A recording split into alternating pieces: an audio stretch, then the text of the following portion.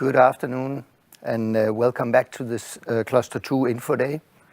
After this short break, we will now continue with the session on cross-cutting issues and tips for applicants. My name is Søren Børt and I come from the Economic and Social Transition Unit in DGRTD.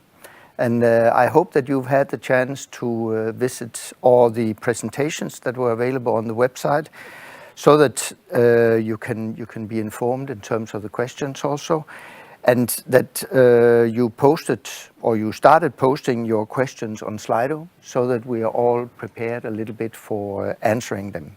Like this, we have a chance to answer as many questions as possible during this session. And if there are questions that we cannot answer, as I also said this morning, they will be published in written form as frequently asked questions, and they will be linked to the web page that you are using right now. To answer your questions, apart from some of the colleagues which are here in the studio together with me, we have some colleagues which are online, and we have with us online Beatrice Lucaroni from RTD Unit D3, who is dealing with social science and humanities.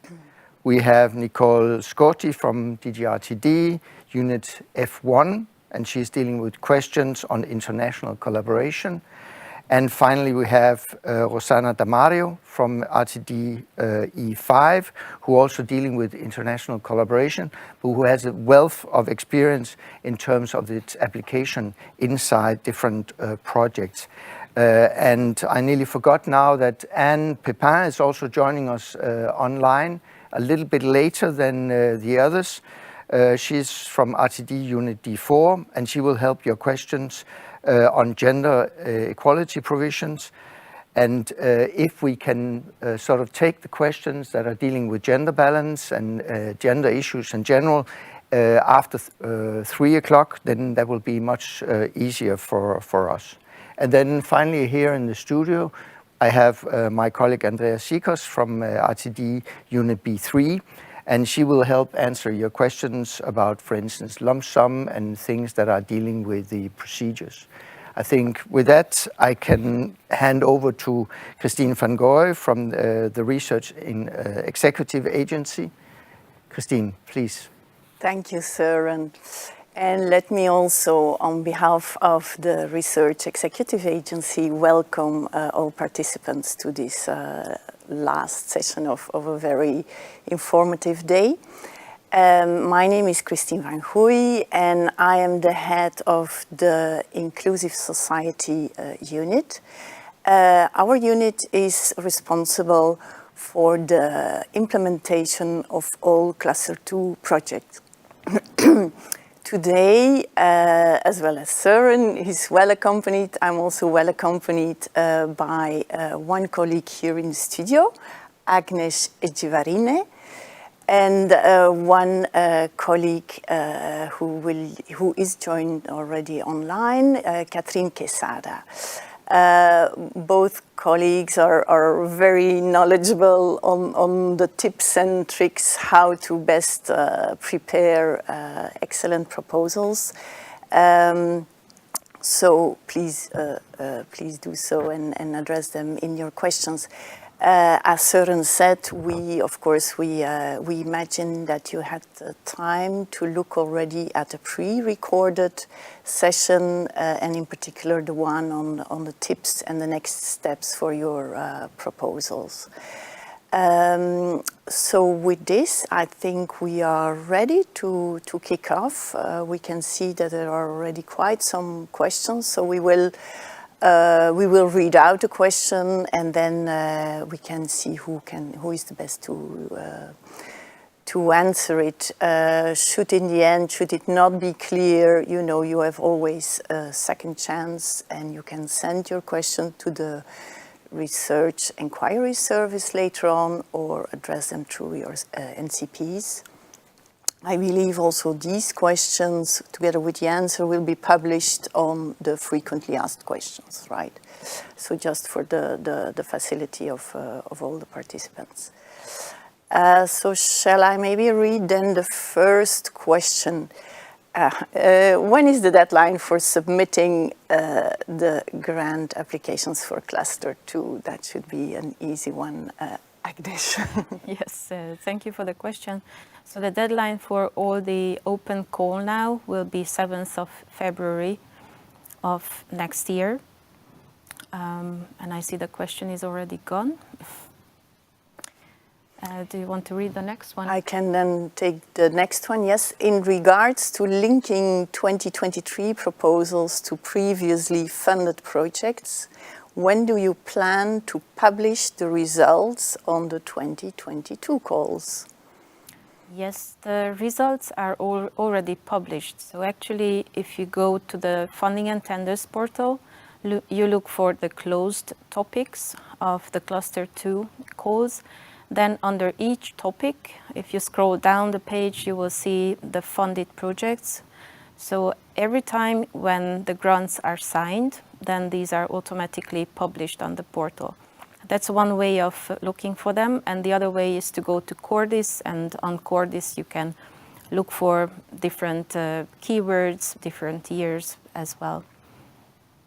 And just to say that clustering of projects doesn't only happen between past projects, but may also happen with the projects that are actually competing within the same topic. Thank you very much, Agnes. Let's take the next one then. Many topics encourage the participation of the JRC in the project. Do we have to include them for a good evaluation result? And how do we ask for their consent? Is there anybody who can help to answer that? Yes, I can start, and maybe Please, there Agnes. will be other colleagues who want to add something. So regarding the JRC, there are many topics in the Cluster 2 work program which allow the participation or support the participation of the JRC. This means that the JRC can become a beneficiary or an associated partner when it becomes when the proposal reaches the project phase, actually during grant preparation. But during the proposal phase, the JRC does not participate in the proposal writing process.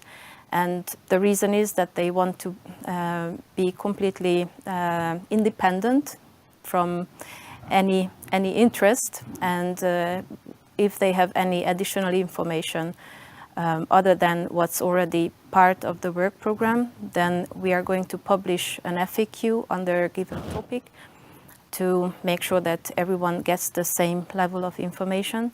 So in terms of consent for the proposal, there's no specific consent to be asked, unlike for the other partners who are participating in the proposal.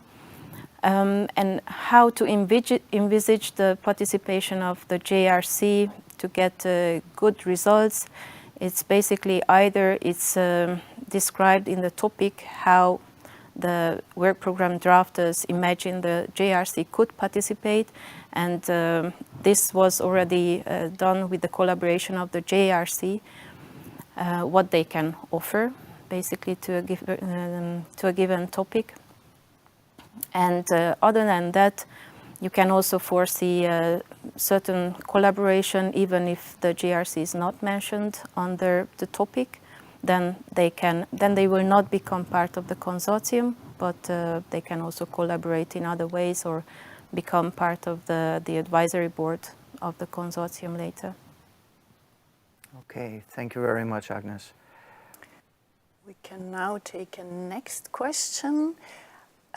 Is it mandatory to fill in the ethics self-assessment section of the application? I think for this question we have online Catherine Quesada. Can we switch to her?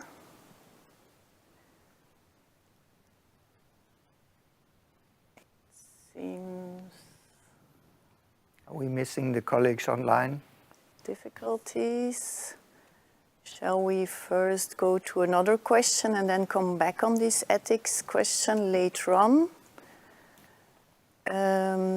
Maybe the next question then here. How can associated partners fill in their information? Yes, good question. So associated partners by default, they do not have access to the proposal. So no contact person is added for them. This means that basically the coordinator inviting them to the proposal will have to fill in the information for them. And it's very important that somebody on their behalf would also prepare the participant information so that their role in the project and their contribution, their experience would become obvious from the part A as well. So they do not get directly access. That's why mainly the coordinator could fill in this information. Okay, thank you very much. Then if we go to the next question, as a new partner on this call, are we applicable to apply, or would we need to find a partner that would be the leader? Do you understand the question? Yes. Can we try to see if we can answer that? Do you want to start, Andrea, or shall I? Okay, so basically new partners are welcome to the consortium, but our calls are mainly formed of large consortia. So my advice is that please join a consortia, because also if you look at the topic descriptions, most of the time one partner, one mono-beneficiary could hardly fulfill all the requirements of the topic. We have CSAs, coordination and support actions, in cluster 2, but it's very rare that one partner could really fulfill all the necessary details or the expected results. So whether you will need to find a partner to be leader, well, the leader we call a coordinator in our terminology. And yes, if you are a newcomer in the program, I would think that it's best to start with the national contact points.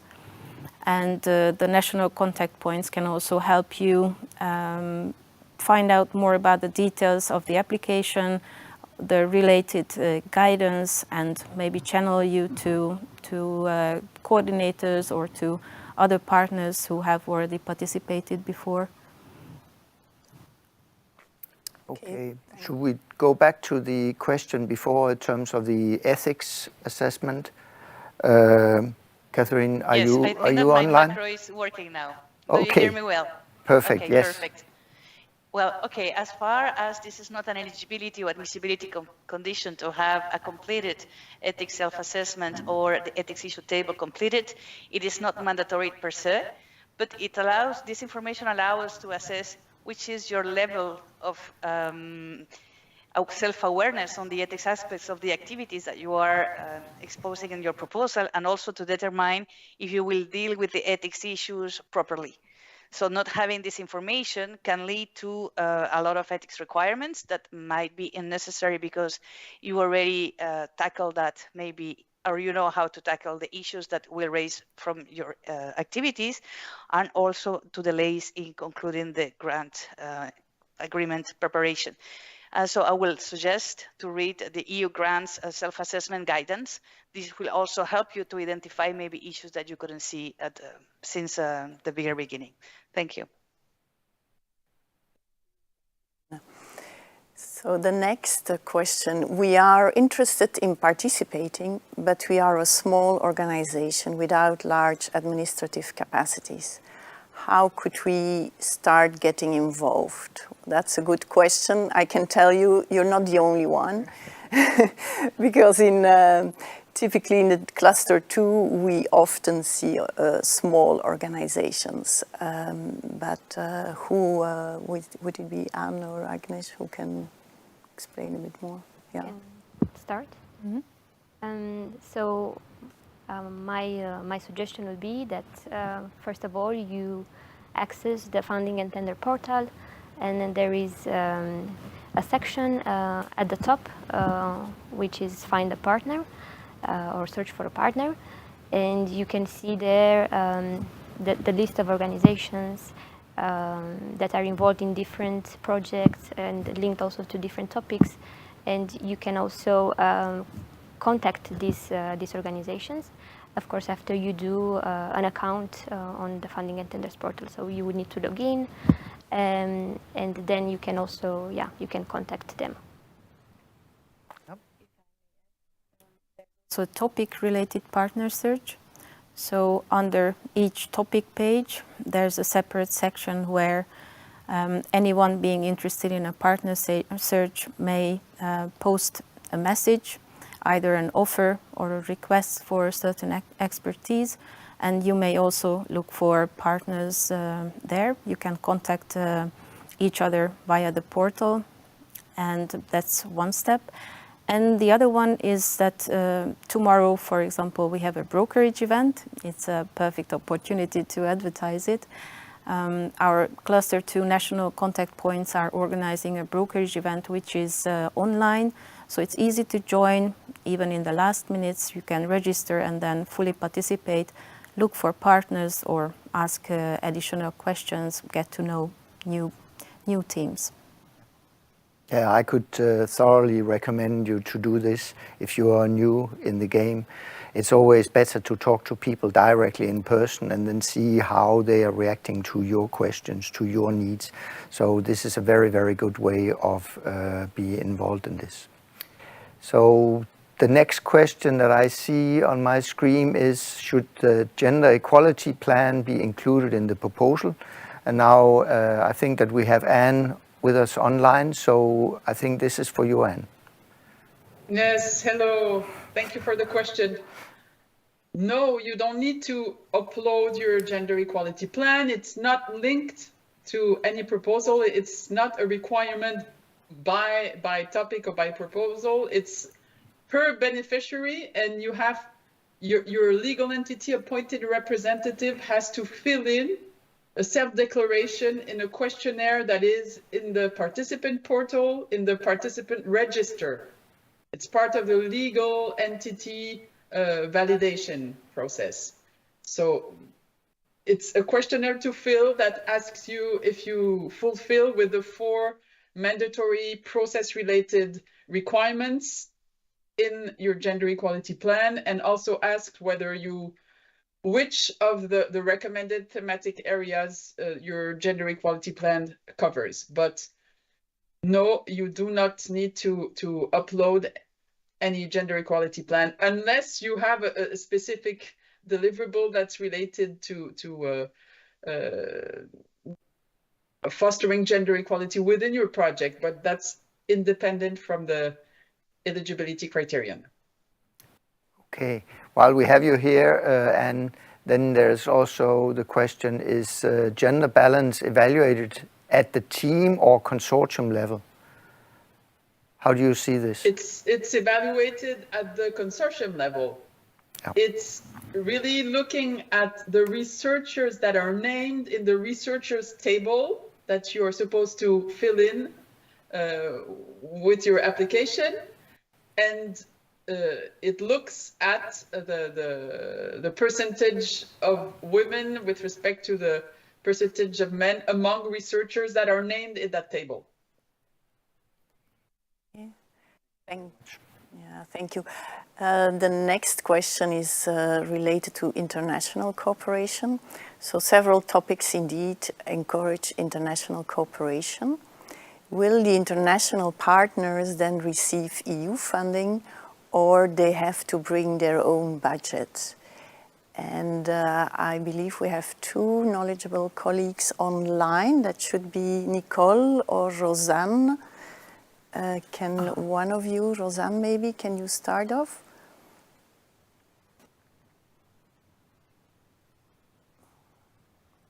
Thank you. So in order to decide, in order to see if the participant is eligible or not, you have to take into account the economic situation of the country, in the sense that low and middle income countries, so participants coming from low and middle income countries, are generally eligible for funding. On the contrary, high-income countries, so participants from these countries, are not eligible for funding. So this is the general rule, and of course, you may find all the detailed information under eligibility for funding in the general annexes to the work program 23-24. And I wonder if you, Nicole, you want to add something.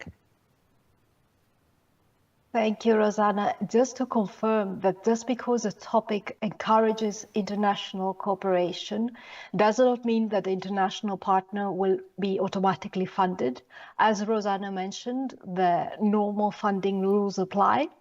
I would just like to also mention that some international partners have co-funding mechanisms which then allow their own entities which want to apply to be covered for the cost of participation, and information on that can be found in the Funding and Tenders portal. Thank you. Thank you very much, Nicole. Now we come to a more procedural question here. So what is the maximum number of pages for proposal part B for lump sum? Could you take that, Andrea? So for CSA lump sum topics, so coordination and support action, the maximum number of pages is 33, while for innovation action topics is 50 pages. So this, if I remember correctly, these CSA and innovation actions are the cluster 2 topics that are open for submission for the budget of 2024. And there are no exceptions for this? There are already increased the number of pages for lump sum. So while for actual cost proposals, we have 30 pages for CSA, for lump sum we have 33, and the same for innovation action. In an actual cost proposal, there are 45 pages, and for lump sum, there are 50. Okay, thank you very much. And then where do I find an editable proposal template? Again, Andrea? Yes, so again, if you go to the Funding and Tenders portal, to the reference documents, you will see the section templates. Of course, you will choose the program, so Horizon Europe, and you can see the proposal template for the different actions. So for CSA, for innovation action as well. You can also find, for example, the Excel file that is used for lump sum for the detailed budget table. But then if you decide to submit a proposal, you'll also find all these documents in the online submission system in SEP. Okay, thank you. Then maybe a next question. Do we need to submit a letter of commitments for the coordinators and partner organizations? That's one question. And the other part is, do partners have to sign any declaration of honor? That's also more procedural. Yeah.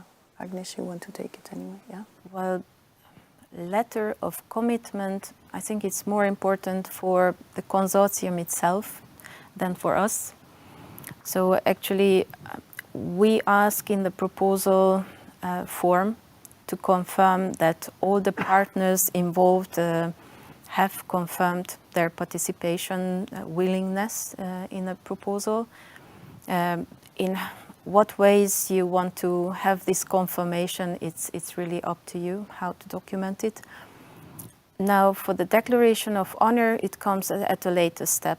During the grant preparations, each participant, each organization has to sign a declaration of honor.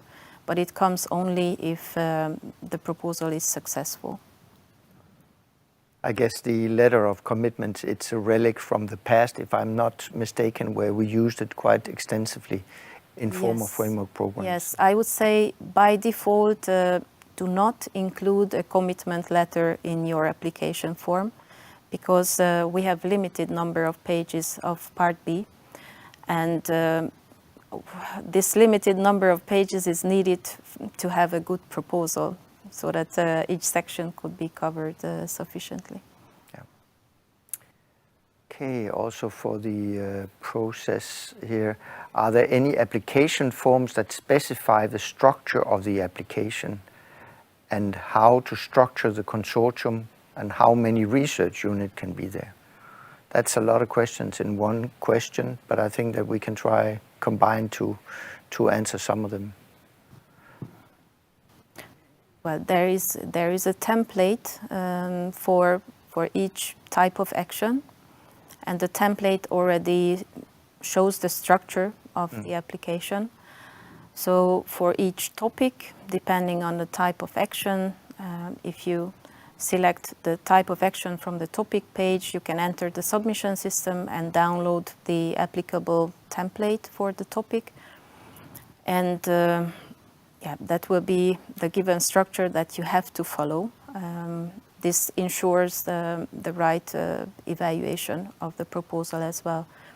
And how to structure the consortium, it depends whether the topic has any specific requirements, whether it requires the addition of certain non-profit entities or the participation of any regions or certain type of experience organizations. But per se, please, the first is you need to read the topic requirements. If it says something specific, then use it to form the consortium.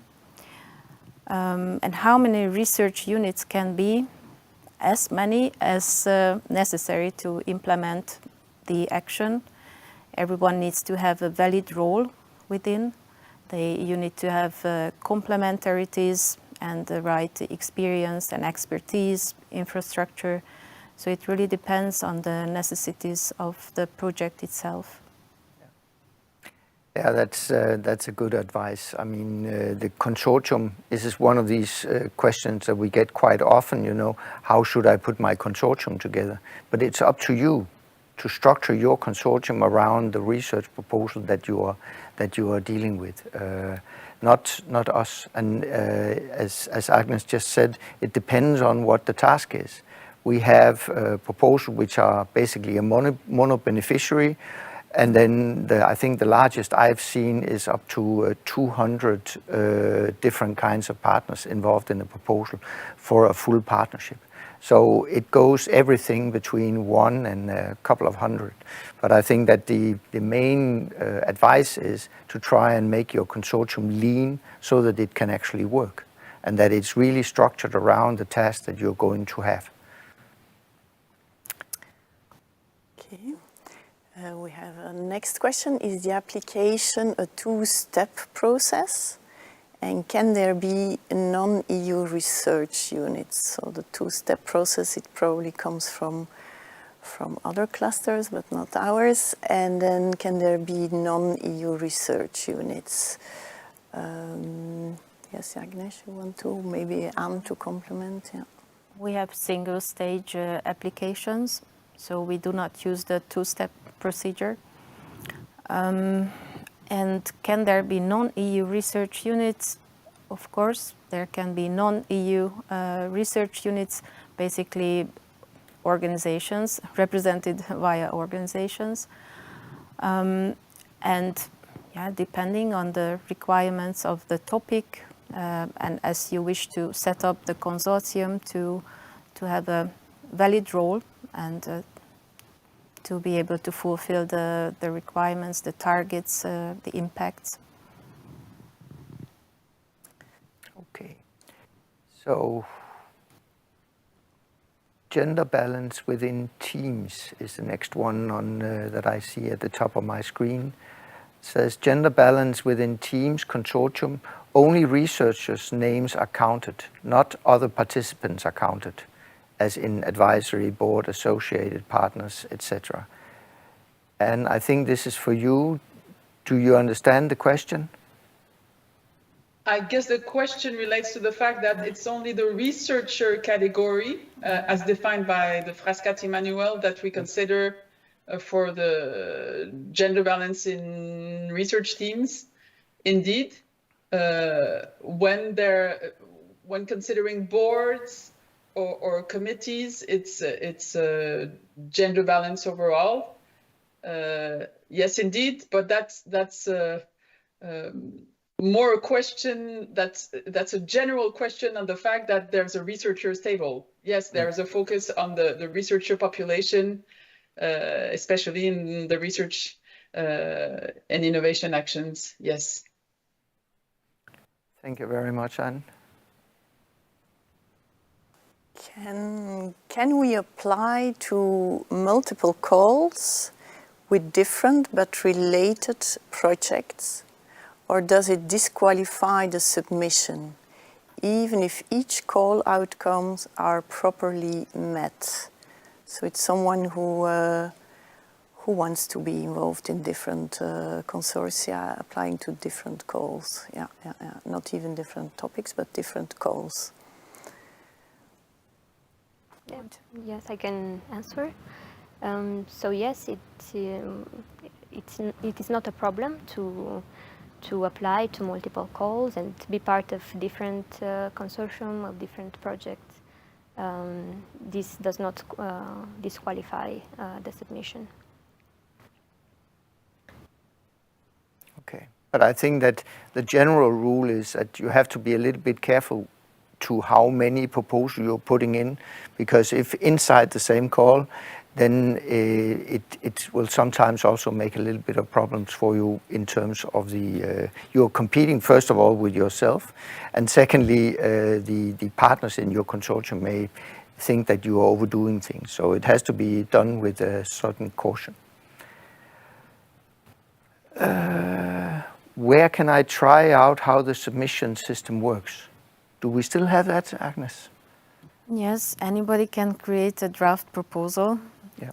But if you start a test, we would be grateful if you could write in the acronym or the title that it's only for test, because we prepare the evaluation setup and the number of evaluators based on the initial draft number of proposals. So it's good to see that these draft proposals are just for testing. Now, how to start a draft is basically you start from the topic page, you select the type of action, then you enter the submission system, and then you start selecting the PIC numbers, the participating organizations' PIC numbers.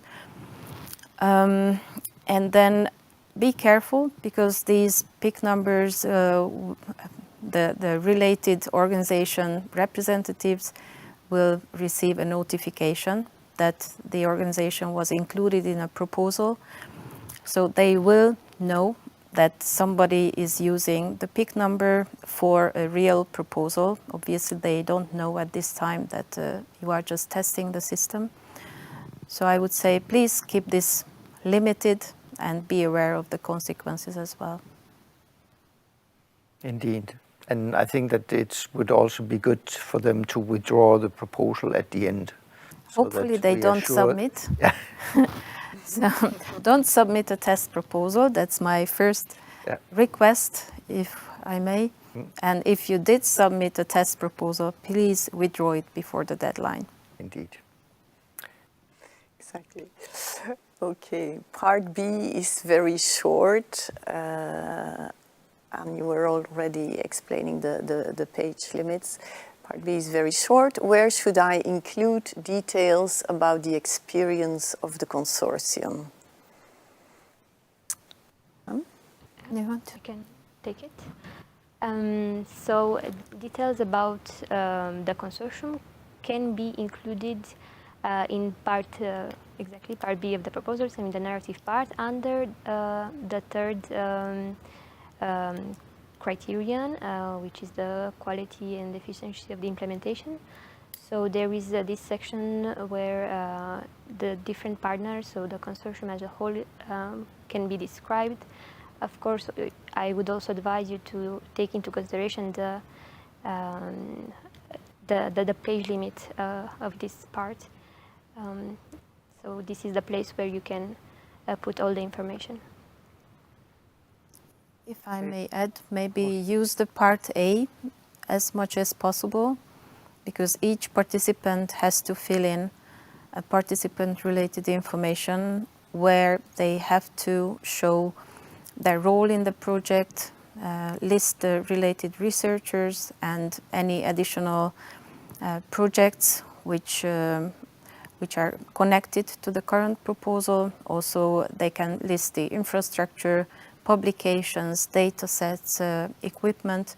So if you use, in addition to the part B, the part A, your information can be as complete as possible. Indeed, Agnes. Thank you. Are researchers, oh, now that disappeared. Okay, I had a question that disappeared. Anyway, but yeah, now it's back again. So are researchers with no previous experience in coordinating these types of projects welcome? Is it evaluated? And yes, where? I think that's very much related to the question you just answered now, Agnes. But I think it goes a little bit further than that.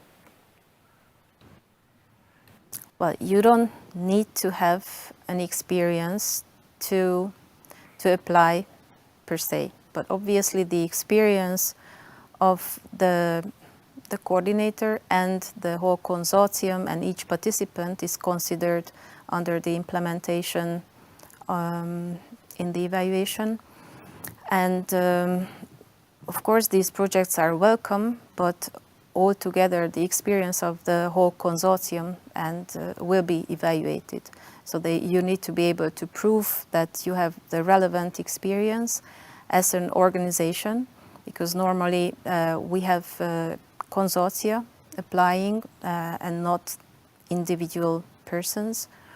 Although a natural person can also apply with the consortia, but again, looking at the requirements of our topics, it would be quite rare to see a consortium with individuals. And so it is evaluated linked to the implementation section. I think I could add also, usually it is encouraged that we have people that have no experience in this to come into the program as well. But it's good that then they have a unique role where they can fulfill this and learn a little bit about how this is put together and how a project like this is delivering and organized. So brings us to the next, and that's on a very specific topic, but I do not believe the topic really matters. Democracy 0104. Our consortium includes 5 EU members and 5 non-EU members, and the non-EU members are also listed. It's Israel, Turkey, Albania, and North Macedonia. Is that okay? Okay, we answered already a bit on international cooperation and so on. I think maybe we can go on and ask the help of someone online, just to have a change. Is it Nicole or Rosanna?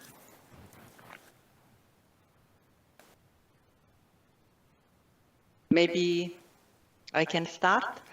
So it depends, the choice of the participants, in this case associated countries in addition to member states, depends on the role that they would have in the proposal. It's not really linked to their, let's say, to their origin. But of course, they are perfectly eligible. So yes, it might well fit if each participant has a role that fits with the content of the proposal. thank you, Rosanna. Anybody wants to add something to this? Well, just to say that based on the work program, this is a research and innovation action, which means if there are 3 participants which are not linked to each other, then the minimum eligibility is fulfilled. So from this perspective, it is fine. Other than that, You need to look at the complementarity of the participants and altogether the tasks within the project. Okay, thank you, Agnes.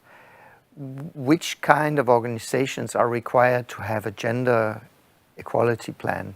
Also compulsory for the associated partners? And you have an answer for this? Yes, of course. That's all laid out in the general annexes to the work program and on our website as well. It's research organizations, higher education establishments, and public bodies. And in the case of research organization and higher education establishments, be they public or private, non-profit, from member states or associated countries. Those are the types of legal entities that need to have in place a gender equality plan, fulfilling the four mandatory process-based requirements. This is true for beneficiaries, and it's true for affiliated entities. So those that are mentioned in the grant agreement. So not associated partners. Okay. Okay, thank you. Then we have another question on associated partners, but associated partners, could they be subcontractors for one or the other activity? Do they have to fill in forms and sign the cooperation agreement? I do not know whether they mean the grant agreement or if it's the agreement on the level of the consortium.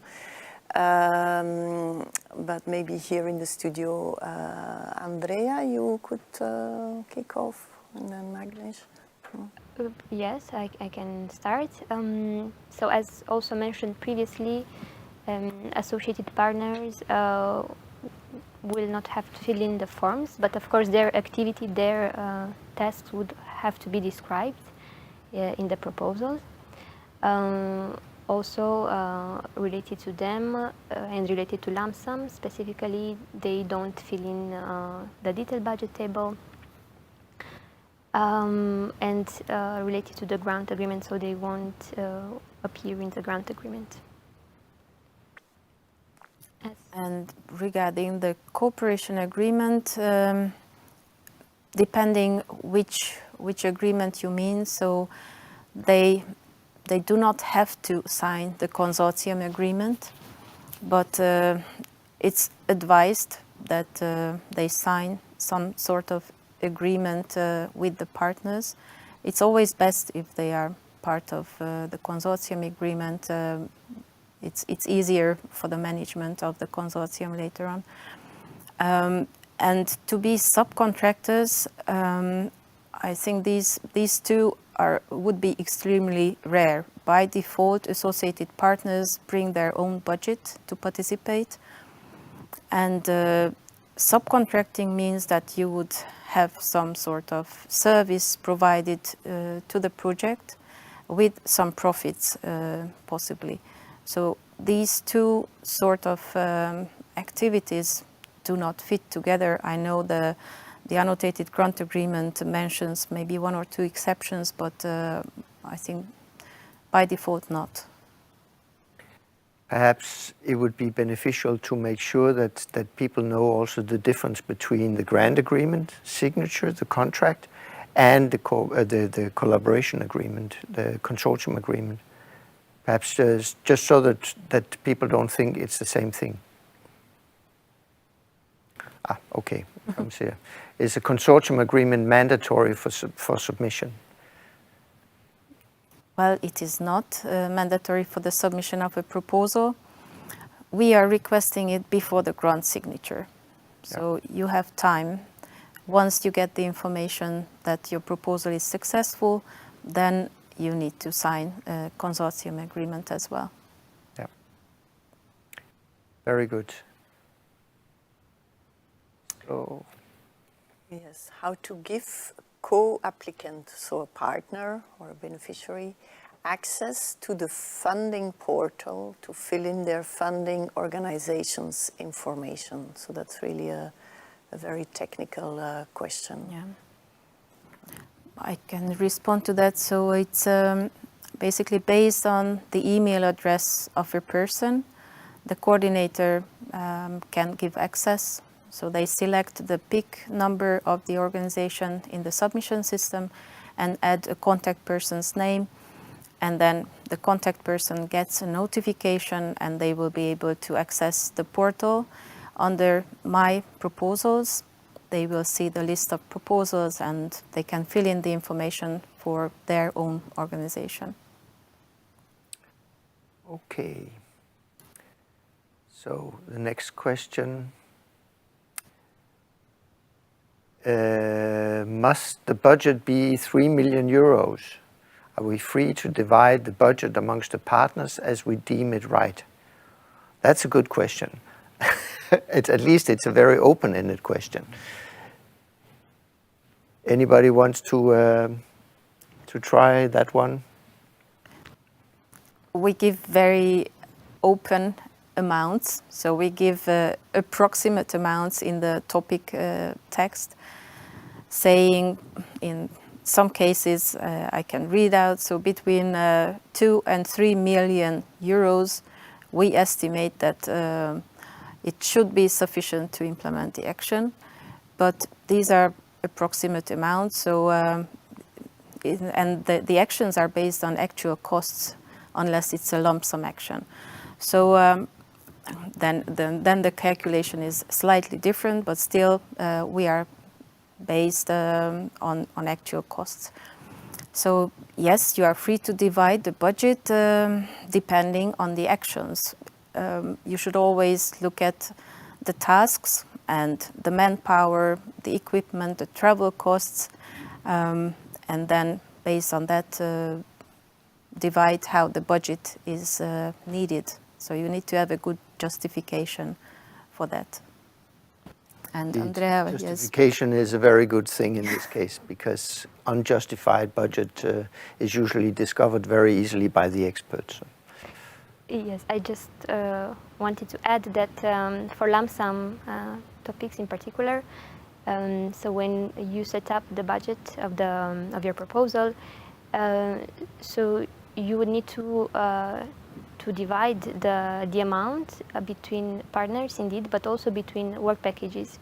So you will have to fill in this detailed budget table, this Excel file, and so for each work package you will have to fill in the costs related to the cost categories that you find in any other proposal, so personnel costs, purchase costs, other direct costs, and so on. So, yeah. Okay, very good. Will the evaluators read also part A of the proposal? Yes, they will. Yes. That's very important. That's an essential part of a Horizon Europe proposal. So unlike earlier, it was only an administrative part. Now it contains essential information about each participant and also detailed description of the ethics or security questions. So yes, they do get the part A as well, and it is part of the evaluation. Okay, so the next question. All information about calls of Cluster 2 is already available in the funding and tender portal, or I guess it's is additional or are additional documents published once the call is opened? Normally everything has been published. Yep. So each topic page contains the necessary documents, and if you go to the submission system you can download the template that's relevant for the given topic and type of action. And in case we have additional changes somehow during the call, maybe a template changes like the detailed budget table, then we can always post an update, a call update on a topic page, and you can then read it, or frequently asked questions may be still posted while the call is open, and then it's useful to visit the topic page. I think that the last thing with the frequently asked questions is something we sometimes do when we discover that there is an interpretation problem somewhere in the text, and then we will try and update the frequently asked questions to make sure that everyone understands the same thing.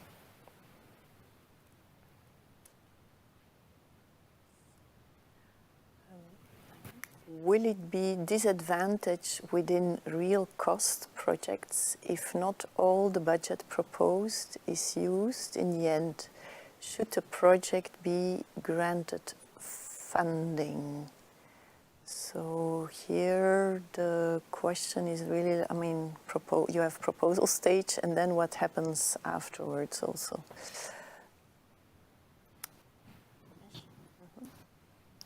Well, at the beginning of the project or in the proposal, you give us estimates, budget estimates based on the foreseen tasks and work packages. And we understand that during a research project there may be changes. And then these estimates may change as the time goes by. Then we will have different reporting periods. There will be reviews where we will be discussing how the status of the project changes, or the plans of the project changes during the life cycle. So there is some flexibility during the duration of the project, and it is totally possible and normal that some budget is left during the project phase. What to do with the money that you have not used, it depends case by case whether it's really left in the project. You will not use it because you have to fill in the reporting papers based on your real costs, actual costs, and not based on the plans. Now for lump sum projects, the issue is slightly different because you get a lump sum and you get the money based on your project plan and what you have completed during a certain period. Yes, indeed. So in lump sum projects, you will get paid upon the completion of the activities in a work package. So at the reporting period, the consortium, the coordinator will have to declare which work package was completed, and based on that, they will get reimbursed. So we in lump sum projects, we don't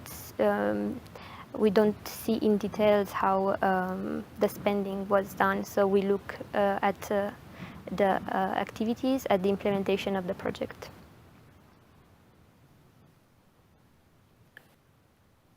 Okay. Can any of you remember the date for the? Oh, now it's they changed the order of the questions. So how is the evaluation Okay, then which one is it going to be? Okay, how is the evaluation process? How many evaluators? Are they selected based on what? Do they read all proposals of the same topic? Well, that's also a very open-ended question. I think we can go on quite a long time on that one, but Andrea or Agnes, do you want to give a first shot? I can start maybe, then Agnes can complement. How many evaluators will be involved? Usually there are 3 experts evaluators involved for evaluating the proposals, and the number of the evaluators might be higher than that. Especially I know from some cases for lump sum topics, there might be even 4 or 5 experts evaluators. And the experts are selected based on their knowledge, on their professional knowledge in the field.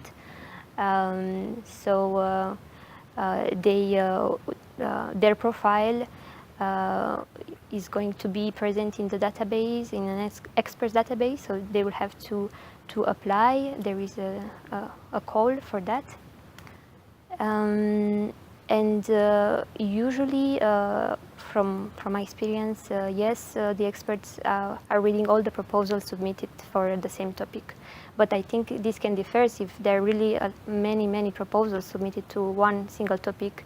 I think there might be divided the number of proposals. I think we have some guidelines about how many proposals an expert is generally reading during the evaluation. Well, so it's clear that when we have the big topics, then it's impossible for one expert to read all the proposals in a specific topic.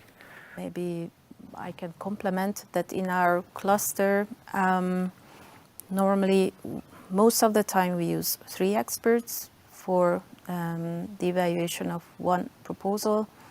But then during the evaluation process, when it comes to the ranking and the final discussion about all the proposals in the ranking, then the top ranked proposals are always read by those who are part of this final panel, and then they can have a judgment upon all the proposals.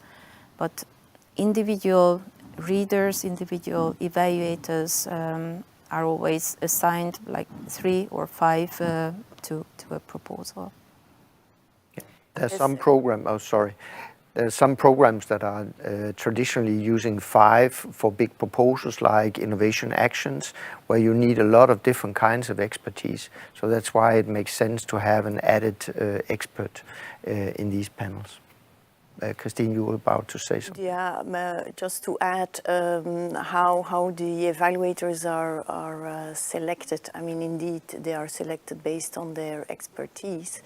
But then how we put them together in groups of 3, it's really by paying a lot of attention to their complementarity, so that they can really cover the 3 of them together, all the aspects of a proposal.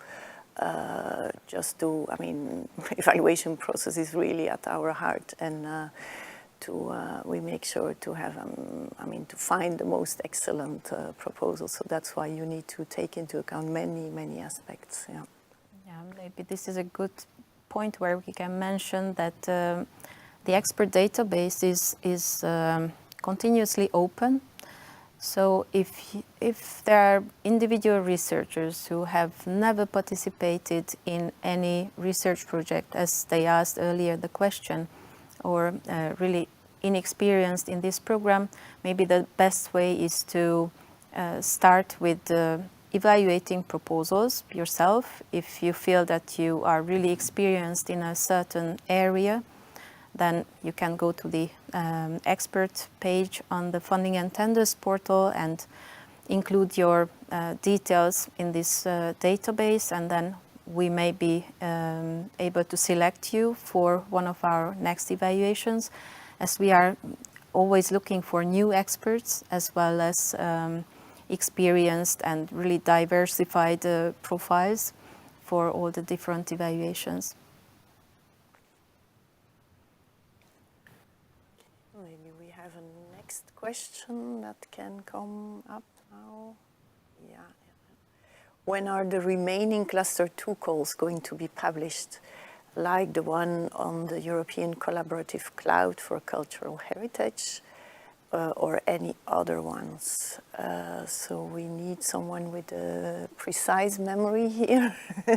What I can tell is currently we are in the middle of evaluation of the 23 European Collaborative Cloud call, but for the 24, when exactly will it be published? And we will, by the way, also organize another info day at that moment. Yeah. I'll be honest, I cannot recall exactly when the deadline is for that call in 24. I thought it was in April, but to be honest, I cannot remember. Anybody who's participating online remembers? I think the next information day is planned for June 24. Okay. And as far as I know, that will be the time. Okay. Unless the program committee decides. It's true that it was otherwise. late. It was late in 24 that we have the evaluation of that call. So we can write that. We can write that up on in the frequently asked questions or on the web page. It's not a difficult thing, especially because we're going to have an info day on that again next year, and then for sure it will be. So it will not be before the info day that we have next year. So experts are selected according to the proposal or the topic. Well, first of all, we look at the topic because this is what we know in advance. So the evaluation process is difficult in a sense that we don't know what proposal will arrive until the deadline comes. But by the deadline, we need to have experts more or less in place, or the pool of experts have to be in place from which we can select the experts to the proposals. So actually, we look for a lot of experts, a big group of experts, and then finally, when we know the arrived number of proposals and the topic, the selected keywords of the proposals, the countries of the given applicants, then we are able to assign experts. Because we also need to keep in mind the conflict of interest between the experts. So that's why it's, in a general sense, yes, we look at the topic for the expertise of the experts, but then a certain proposal may require additional expertise, or we might need to choose someone else because of conflict of interest. Yeah, I think that basically covers it. It's a very, it's a logistical exercise to do this, because we don't necessarily know before the deadline how many of these experts we need or how many proposals we're going to get. And as such, we may have to update our expert list if we get really a lot of proposals. But nowadays we're trying to estimate beforehand how many are going to come in, also based on the previously submitted proposals. So it's sometimes a little bit of a guessing game, but I think we've gotten quite a lot better at this in the current program. So it doesn't look as if there are any more questions. So if there are no more questions, anything my panel members want to add to the things that have been said today? Yes. Andrea? I'd like to invite everyone who's interested in lump sum to watch tomorrow's webinar on lump sum. It will start at 10 a.m. Brussels time and will last until 12. And so it's going to be a presentation on lump sums, how it works, so what you should take into consideration when apply, and also when you will manage your grant. And we'll also have a discussion with external panelists. So they are coordinators of their lump sum projects, so they will share some experiences. And then, as always, we will have a session of questions and answers. So I really invite you to join this event tomorrow. Thank you very much, Andrea. I would very much recommend you to do that if you don't know all the details about lump sum. It's a difficult thing to make these proposals, so please go ahead and participate if you can. Anyone else that has comments? Agnes?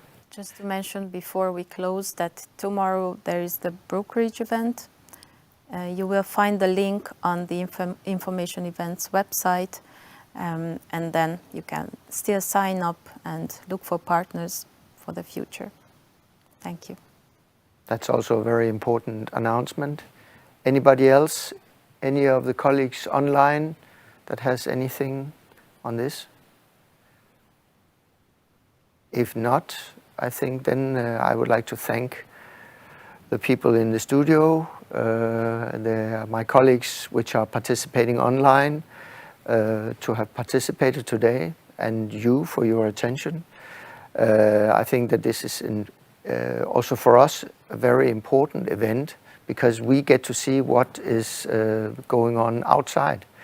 We are not sitting here on our own and having to invent things, but we also depending on your input into our program and how we are actually doing as a commission in terms of the evaluation of proposals and so on and so forth. So I think that it's a very important event for me, for us, and I'm really happy that we've had quite a number of people asking questions. I think that we've covered basically everything that I had on my agenda, except for social science and humanities. There were no questions on that. But apart from that, I think that we covered all the bases. And with that, I would like to thank you very much, and everyone else who participated, and especially Ilona, who behind the scenes for all this was putting it together with the people in the studio and online and the Slido operators. So thank you very much, and have a nice afternoon.